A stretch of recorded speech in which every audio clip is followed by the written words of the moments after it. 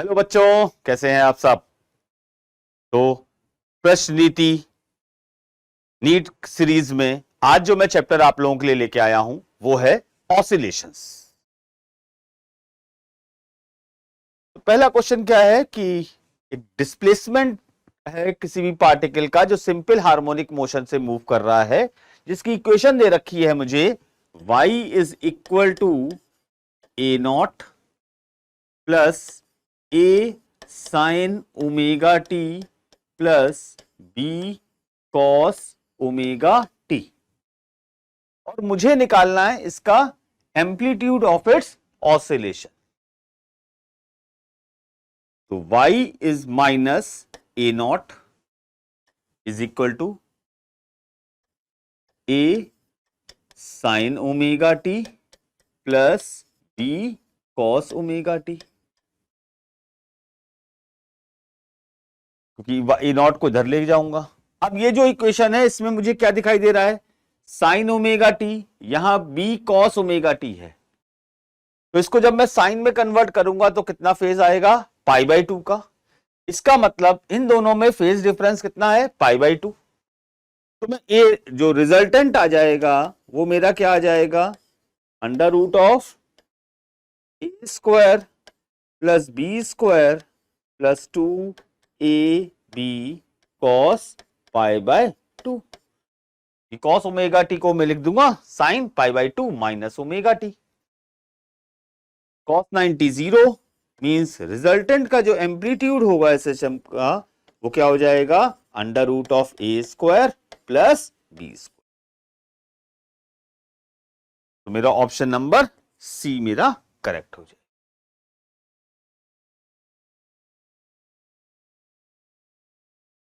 Next क्या कह रहा है कि the displacement distance covered by a particle under going SHM in one time period. अब एक टाइम पीरियड में मेरा डिस्टेंस कितना कवर होगा, मीन पोजीशन से वो ए का डिस्टेंस गया, वापस आया 2a, इधर गया 3a और 4a। तो टोटल डिस्टेंस कवर्ड आपसे क्या कह रहा है, टोटल डिस्टेंस कितना हो जाएगा, 4a। Option number D.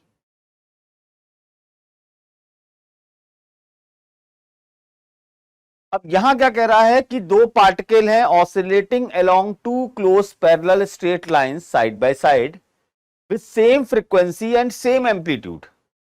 They pass each other moving in an opposite direction when their displacement is half of the amplitude. The mean position of the two particles lie on a straight line perpendicular to the path of the two particle. तो मुझे निकालना है phase difference। अब हमने देखा कि 0 से अगर वो a बाई 2 जाएगा तो टाइम पीरियड होता है मेरा t बाई 12, और a से अगर वो a बाई 2 जाएगा तो टाइम पीरियड होता है t बाई 6। अब parallel straight line side by side जा रहा है सेम फ्रीक्वेंसी से, तो जो टोटल टाइम डिफरेंस हुआ वो कितना हो जाएगा, t by 6 plus t by 6 मतलब t बाय 3। तो फेज डिफरेंस मेरा कितना होगा,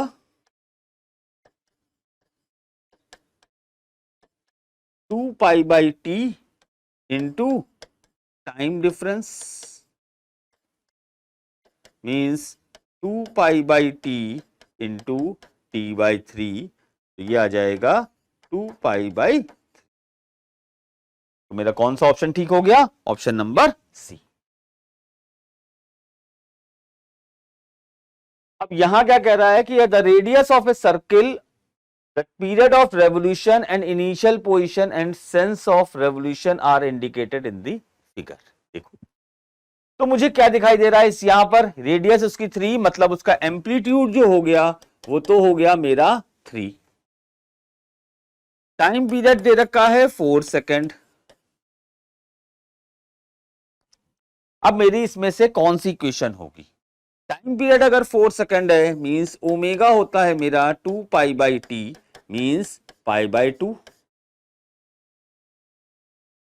टी इज इक्वल टू 0 पे वो यहां पर था, इसका मतलब वो एक्सट्रीम पोजीशन से स्टार्ट हो रहा है, और जब भी एक्सट्रीम पोजीशन से स्टार्ट होगा मेरी जो इक्वेशन बनेगी वो क्या होगी? y is equal to A cos omega T. A है मेरा 3, ओमेगा है मेरा pi by 2 means 3 cos pi T by 2। तो मेरी कौन सी इक्वेशन हो गई? ऑप्शन नंबर ए।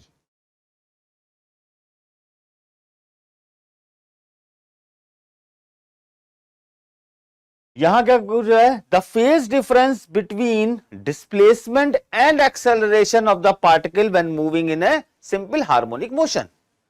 तो एसएचएम के केस में जो मेरा एक्सेलरेशन होता है वो होता है minus omega square x, means acceleration is directly proportional to minus of x. मतलब अगर डिस्प्लेसमेंट इधर हो रहा है तो एक्सेलरेशन अपोजिट डायरेक्शन में, अगर डिस्प्लेसमेंट इस तरफ है तो एक्सेलरेशन का डायरेक्शन अपोजिट मींस 180 डिग्री। तो कितना हो गया? Pi radian. ऑप्शन नंबर ए।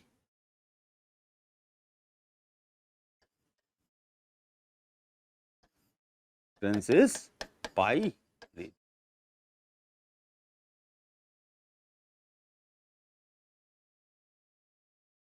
अब यहां क्या कह रहा है? Particle execute simple harmonic motion with an amplitude दे रखा है 3 centimetre. When the particle is at 2 centimetre means x की वैल्यू दे रखी है 2 centimetre from the mean position, the magnitude of velocity is equal to magnitude of acceleration। Velocity मेरी क्या होती है? Omega under root of a square minus x square is equal to omega square x.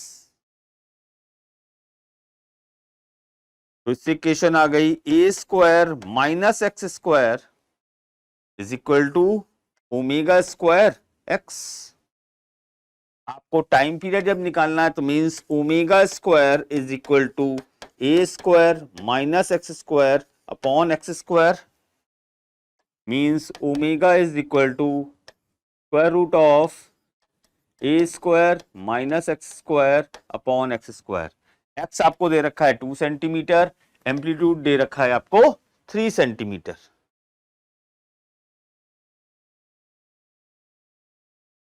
√5 bye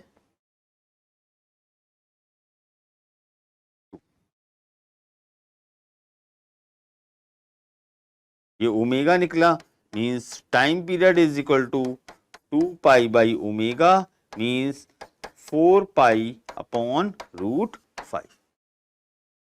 तो 4 pi by √5। Option number B is the correct answer. यहां क्या कह रहा है कि एक पार्टिकल एसएचएम मोशन में है स्ट्रेट लाइन में, उसकी velocity at a distance x1 and x2 are v1 and v2। तो वेलोसिटी होती है मेरी omega under root of a square minus x square means v1 square is equal to omega square into a square minus x1 square. v2 square is equal to omega square a square minus x2 square. Equation 1 equation 2 दोनों को अगर मैं separate कर दूं तो v1 square minus v2 square is equal to omega square into x2 square minus x1 square, और omega होता है 2 pi by t means time period आ जाएगा 2 pi under root of x2 square minus x1 square upon v1 square minus v2 square. तो x2 pi under root of x2 square minus x1 square option number d is the correct answer. अब यहां क्या कह रहा है कि एक oscillating का इक्वेशन एक्स दे रखी है आपको, ए कॉस ओमेगा टी, ठीक, जहां पर omega angular frequency, capital T time period है। तो कौन सा ग्राफ मेरा करेक्टली शो होगा? x is equal to A cos omega t, मतलब वो एक्सट्रीम पोजीशन से स्टार्ट हो रहा है, और अगर एक्सट्रीम पोजीशन से स्टार्ट हो रहा है तो कौन सी है? पॉजिटिव वैल्यू है, means option number A is the correct graph. यहां पर देखिए t इज इक्वल टू 0 पे वो x is equal to a पे था, मतलब ये इक्वेशन मेरी बन जाएगी। अब यहां क्या कह रहा है? एक particle of mass m oscillating along x axis according to the equation this, मतलब x आपको दे रखा है a sin ओमेगा t। The nature of the graph between momentum and displacement of the particle. Momentum होता है मास इनटू वेलोसिटी, तो v मेरा क्या हो जाएगा? dx by d t means a omega cos omega T,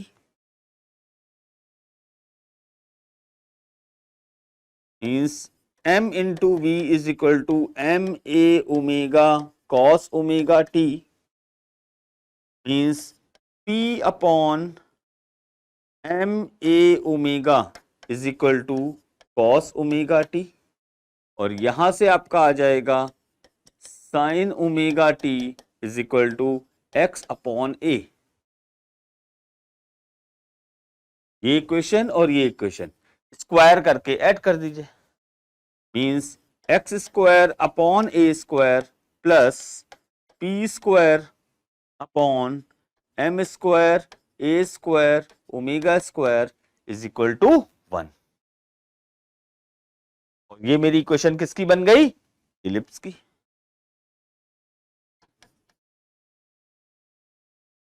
तो option number C is the correct answer.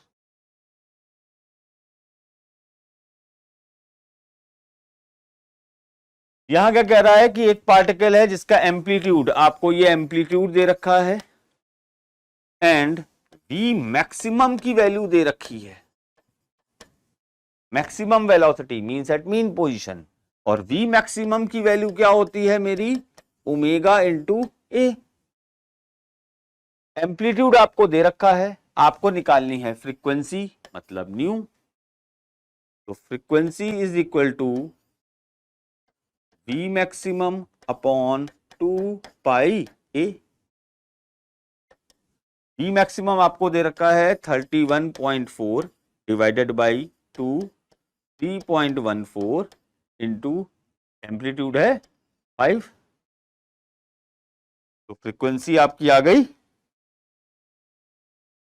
1 hertz. Option number d is the correct answer.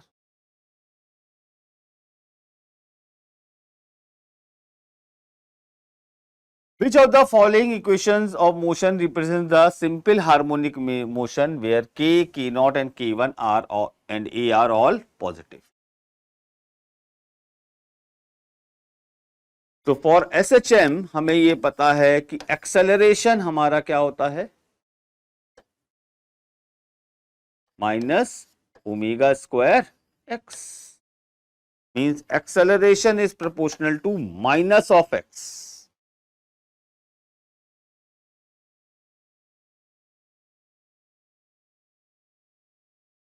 Means and x is equal to 0 पे मेरा acceleration क्या होगा? 0। तो x is equal to 0 पे मेरा acceleration क्या होगा? 0। Option number C is the correct answer.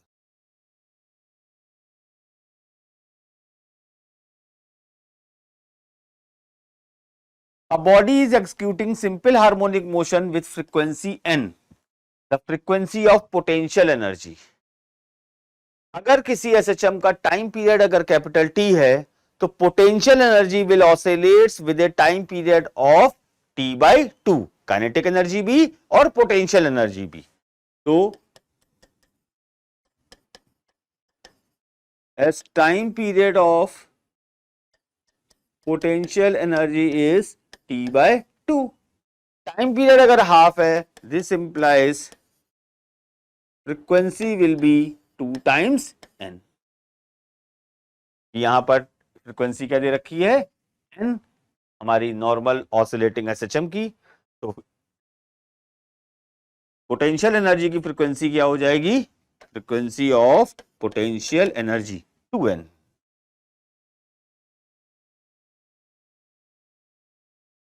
A particle of mass m is released from rest and follows a parabolic path. x is equal to 0 पे मेरी velocity क्या है, 0. Assume that the displacement of the mass from the origin is small. Which graph correctly shows the position of the particle as a function of time? Velocity मेरी 0 कब होगी, जब वो extreme position पे होगा. अब यहां पर कौन सा ग्राफ एक्सट्रीम पोजीशन पे दिखा रहा है कि t at time t the object is at x is equal to a. Means option number A देखो, t इज इक्वल टू 0 पे वो ओरिजिन पे नहीं है. यहां पर क्या है, this is the extreme position. Because extreme position पे ही वेलोसिटी मेरी क्या होगी, 0. मतलब ऑब्जेक्ट को जो मैंने ऑसिलेट करा वो यहां से स्टार्ट करा, यहां से रेस्ट से छोड़ा.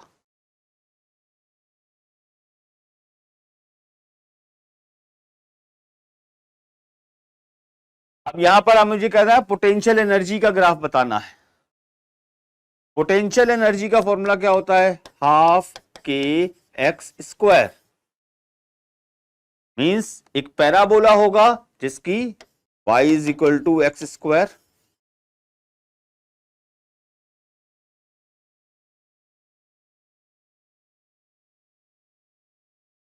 मींस कौन सा ग्राफ हो जाएगा मेरा, option number A.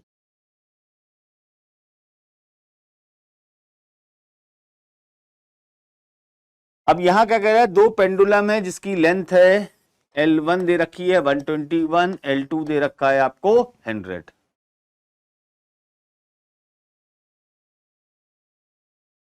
The minimum number of vibration of the shorter time period after which the two will again in same phase. तो टाइम पीरियड हमेशा directly proportional to square root of length होगा. Means T1 upon T2 is equal to under root of L1 by L2. Means under root of 121 by 100. Means T1 upon T2 is equal to 11 by 10. Means 10 T1 is equal to 11 T2. तो दोबारा same phase में कब होगा, जब दूसरे वाले की क्या हो जाएगा, 11. Means option number A is the correct answer. अब यहां क्या कह रहा है कि एक स्प्रिंग है is attached bye 5 centimetre, stressed 5 centimetre मतलब x by a force of 10 Newton. The time period of oscillation of mass m दे रखा है आपको 2 kg is suspended by its. तो टाइम पीरियड का ऑफ ऑसिलेशन क्या हो जाएगा, 2 pi under root m upon k. और स्प्रिंग कांस्टेंट k होता है मेरा f बाय x. f आपको दे रखा है 10 बाय 5, मींस k की वैल्यू हो गई मेरी 2. तो time period is equal to 2 pi under root 2 by 2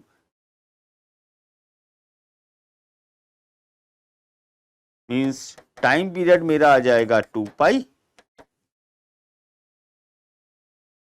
अब यहां दे रखा है सेंटीमीटर में, means 100. means k is equal to 200, sorry. So this will be 200 means 2 pi by 10. So this will come out 0.628 second. Option number A is the correct answer.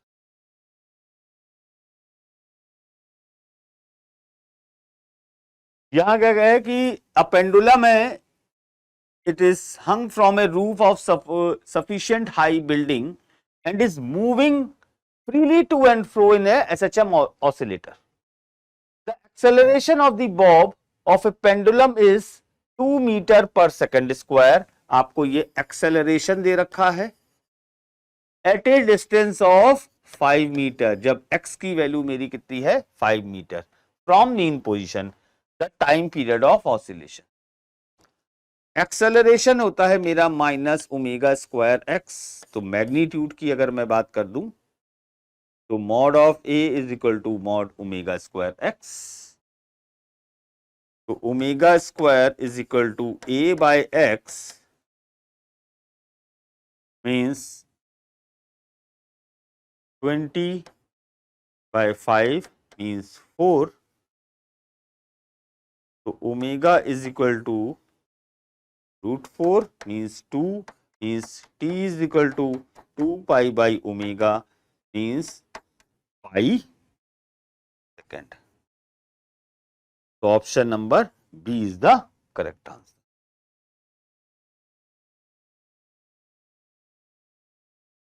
यहां क्या है कि spring of force constant K is cut into length in the ratio of 1:3, 2:3. Means L1 is to L2 is to L3. ये आपको दे रखा है 1:2:3. Means L1 की जो वैल्यू जाएगी this is L/6, L2 2L/6, L3 3L/6. तो मेरा K इक्विवेलेंट, अब हर लेंथ के लिए स्प्रिंग कांस्टेंट क्या होगा, K डैश की वैल्यू क्या हो जाएगी और K1 क्लेट से K1 KL/L1 means 6K. K2 is equal to KL/L2 means 3K and K3 is equal to KL/L3 means 2K. अब इन तीनों को एक बार सीरीज में कनेक्ट करा, उसके बाद पैरेलल. तो जब सीरीज में कनेक्ट करा तो 1/K dash is equal to 1/K1 plus 1/K2 plus 1/K3. तो 1/K डैश की वैल्यू क्या आ जाएगी 1/6K plus 1/3K plus 1/2K means 1/K. तो K डैश की वैल्यू तो हो गई मेरी K. जब पैरेलल कनेक्ट करा तो K double dash K equivalent क्या हो जाएगा K1 plus K2 plus K3 means 11K. So K dash upon K is equal to 1/11 K double dash. So option will be 1/11. A body of mass M is attached to the lower end of a spring whose upper end is fixed. The spring has negligible mass. When the mass M is slightly pulled down and then released, it oscillates with a time period of 3 seconds. मतलब time period आपको दे रखा है 3 second T1.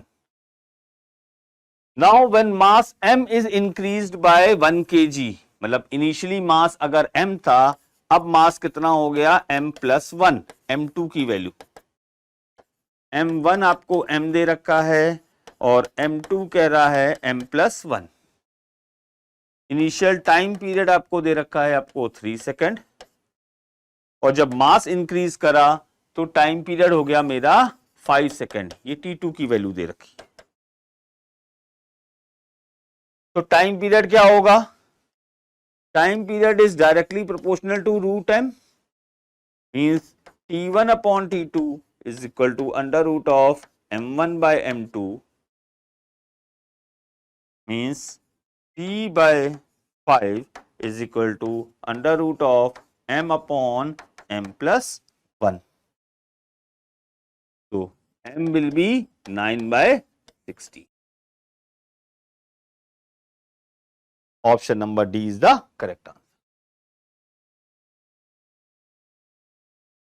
अब यहां क्या है कि एक mass of 2 kg is put on a flat pen.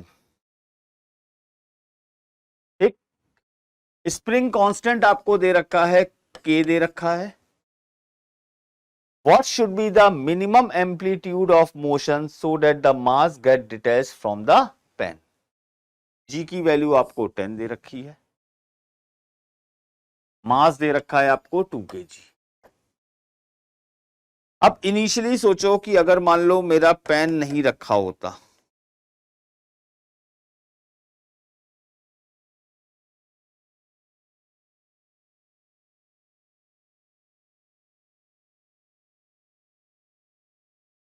Initially, तो इसकी ये इक्विलिब्रियम पोजीशन होती, इक्विलिब्रियम पोजीशन. जैसे ही मास को रखा, ये अब इसकी इक्विलिब्रियम पोजीशन लेट से O डैश ये बन गई, ये बन गई इक्विलिब्रियम पोजीशन. ठीक, मतलब यहां पर अब इसके बाद मैंने क्या करा, थोड़ा सा इसको प्रेस किया. जब प्रेस करूंगा इसको, अगर मान लीजिए मैंने x0 का डिस्प्लेसमेंट दिया, मतलब mg is equal to k x0, क्योंकि ये अपनी इस पोजीशन से ये x0 मूव करेगा पहले. अब मुझसे कह रहा है, क्या पूछ रहा है कि the minimum amplitude of the motion so that the mass detached from the pan. अगर मेरा मास इससे डिटैच्ड हो जाए तो मेरी एम्पलीट्यूड, मिनिमम एम्पलीट्यूड क्या हो. तो मिनिमम एम्पलीट्यूड क्या होगा मेरा, m amplitude a into omega square should be greater than mg. जिस फोर्स से ये फोर्स जितना ही लगेगा, ये फोर्स mg से ज्यादा होगा, तभी तो ये ऊपर चला निकल जाएगा. Means a should be greater than g upon omega square.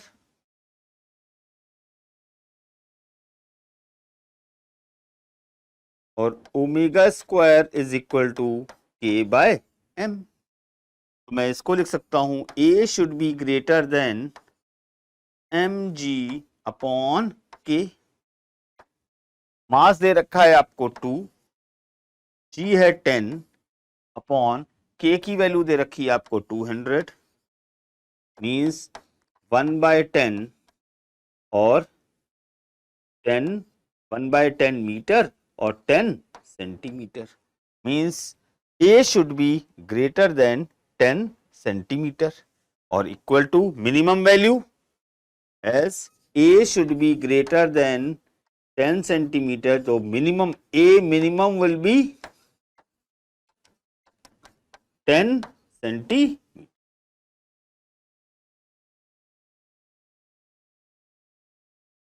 Next question मेरा क्या है कि एक रेक्टेंगुलर ब्लॉक है of mass m, cross section area, floats in a liquid of density rho. If it given a small vertical displacement from equilibrium position, undergo oscillation with a time period of. जब भी मेरा इस तरीके की flotation वाला question आए, time period मेरा क्या होता है, t is equal to 2 pi under root of m upon k. यही होता है. यहां फ्लोटेशन है, मतलब इसको k की वैल्यू मेरी जो है कांस्टेंट है, उसकी वैल्यू चेंज हो जाएगी. और यहां पर जो k की वैल्यू क्या आ जाएगी, मेरा जो फोर्स आएगा वो आ जाएगा minus rho a ji into Y. यही वैल्यू k की होती है. मतलब आप क्या कर दोगे, इस k फ्लोटेशन की जगह क्या लिख दोगे, रो ए जी. मतलब time period is equal to 2 pi under root m upon rho a g. तो यहां से क्या आ गया, time period is square root of a, inversely proportional to, option number C is the correct answer. तो इस चीज को याद रखें।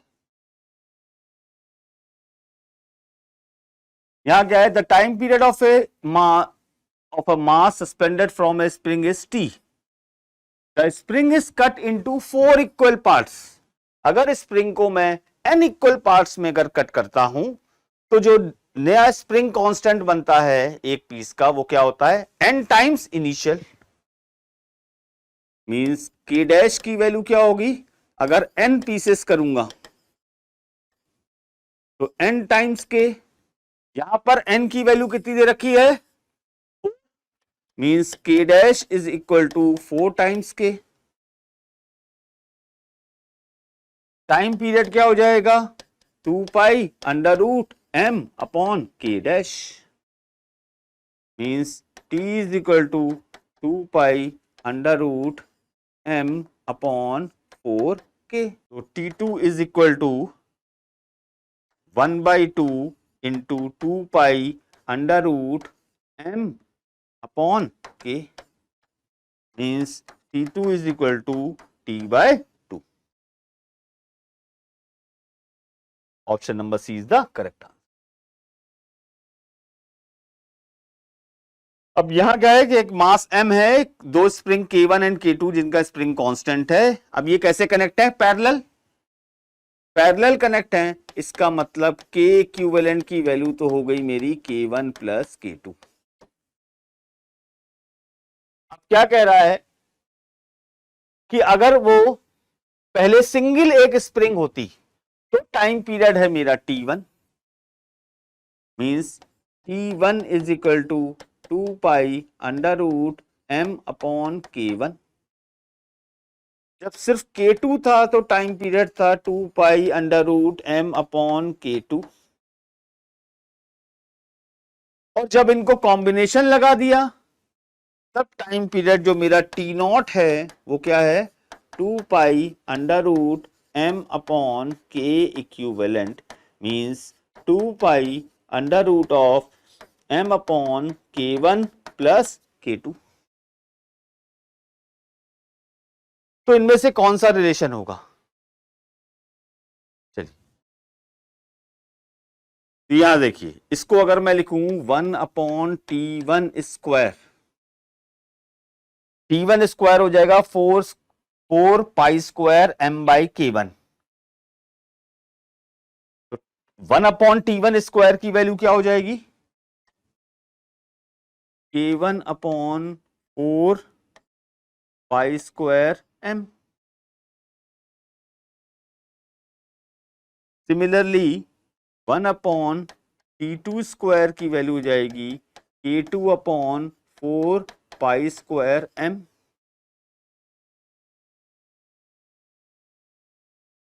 और यहां आ जाएगा आपका 1 upon T0 square is equal to K1 plus K2 upon 4 pi square m। इससे K1 की वैल्यू और K2 की वैल्यू सब्स्टिट्यूट कर दीजिए तो यह आ जाएगा T0 की power -2 is equal to T1 की पावर -2 प्लस T2 की power -2। Option number B is the correct answer.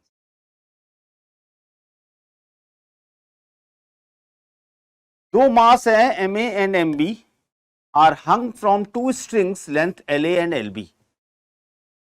They are executing SHM with frequency Fa is equal to 2 times Fb.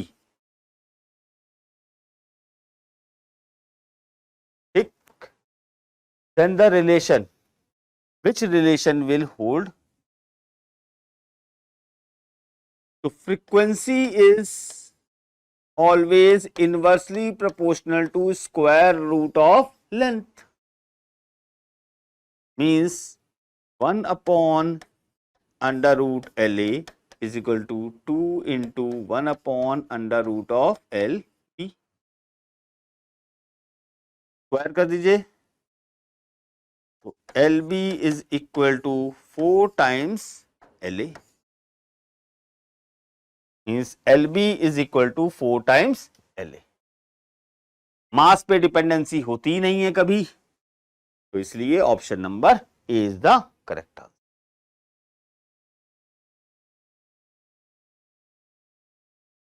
अब यहां का एक bob of simple pendulum hung of length L,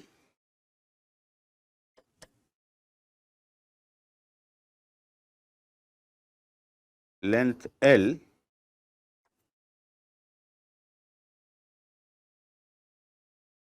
displaced from mean position to an angular position theta. Let's say this is theta.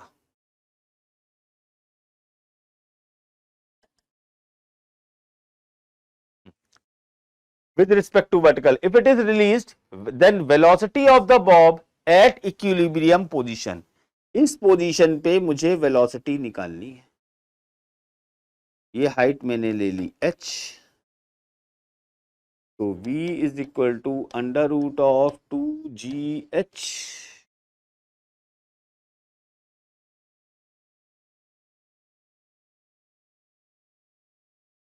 Now अब h की value क्या होगी?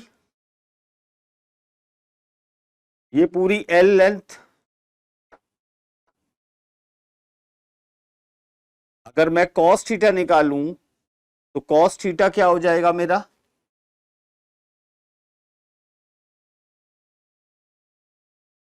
L cos theta, ये length तो वही रहेगी, ये लेंथ है L, this is A, B और C। तो AB is equal to L cos theta. तो ये जो h है, h मेरा क्या होगा? ये है मेरी हाइट h, तो h is equal to L minus L cos theta, means h is equal to L into 1 minus cos theta. तो v is equal to under root of 2gl into 1 minus cos। तो option number A is the correct. इसी तरीके से अपनी तैयारी करते रहिए और बने रहिए हमारे साथ। Thank you.